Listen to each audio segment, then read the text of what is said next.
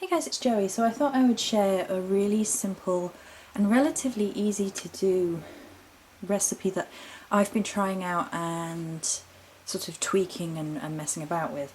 And it calls for a ritual bath to really cleanse yourself of negative energies, and if anyone is casting negative energies against you, it really helps clear them.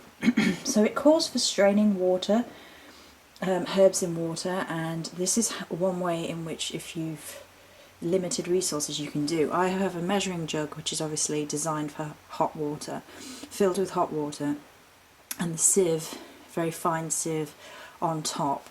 I've got crystals that are alright in water at the bottom as well, depending on which crystals you want to use for your ritual bathing, if you take crystals in the bath with you anyway.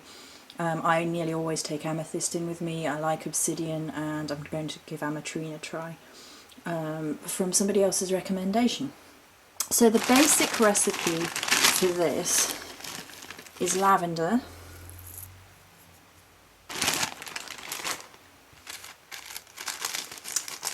agrimony,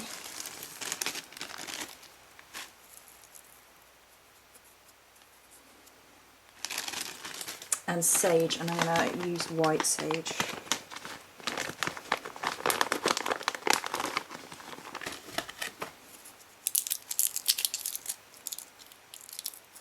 So what you're actually doing is that sieve is actually within the water itself, but because you are putting the herbs in, it's allowing them to steep but not fill up the bath water. You could leave it in the bath water, I think, if you wanted, but this is just how it was recommended to do it. So to that, I'm going to add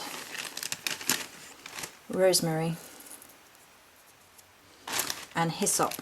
And hyssop is actually purification, negativity clearing, and ritual bathing as its main uses. So, you know, if you were tied up and you wanted to use herbs that you could get around the kitchen, you could use the rosemary and sage, the agrimony and hyssop and lavender.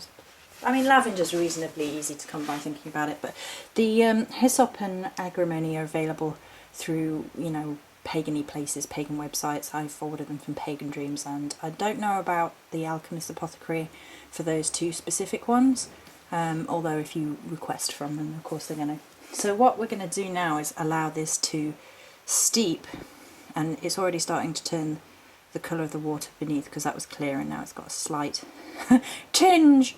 So to your bath water as well, you could add a little salt, because obviously salt's the purifier, and what you're actually going to be adding to the bath water is the water beneath.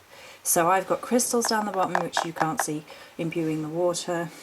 I boiled the kettle, let it go. It's not complete. A lot of the smoke you can see is actually incense.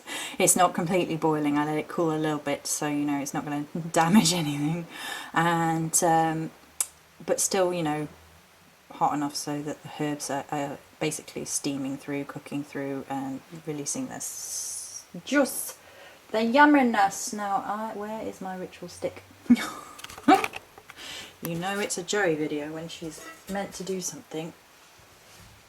Oh, so what I'm actually going to do is use my ritual stick and just give it a good anti-clockwise stir for banishing, because we are banishing any negativity. So yeah, so then, as you know, you might want to, I don't know how long you would feel the need to leave this. You could leave it for 5 minutes, you could leave it, I wouldn't leave it for too long. You don't want your water to go too cold, because you're adding it to bath water. So your bath water's going to be reasonably warm, presumably. Unless you like cold baths, in which case, you know, go for it. So, and then we will do a banishing pentagram. There we go.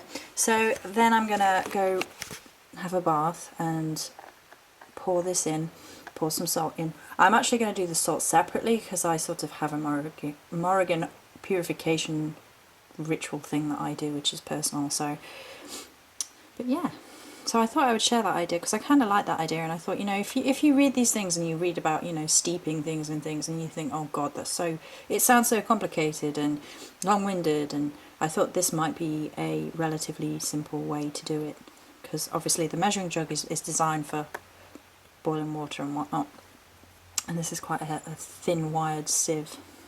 I mean, there are people that you can get like muslin bags and things and just pop it in there but muslin is not the cheapest of things, and most people probably have some sort of sieve. I mean, you could put some sort of, if your sieve was much bigger, you could maybe put some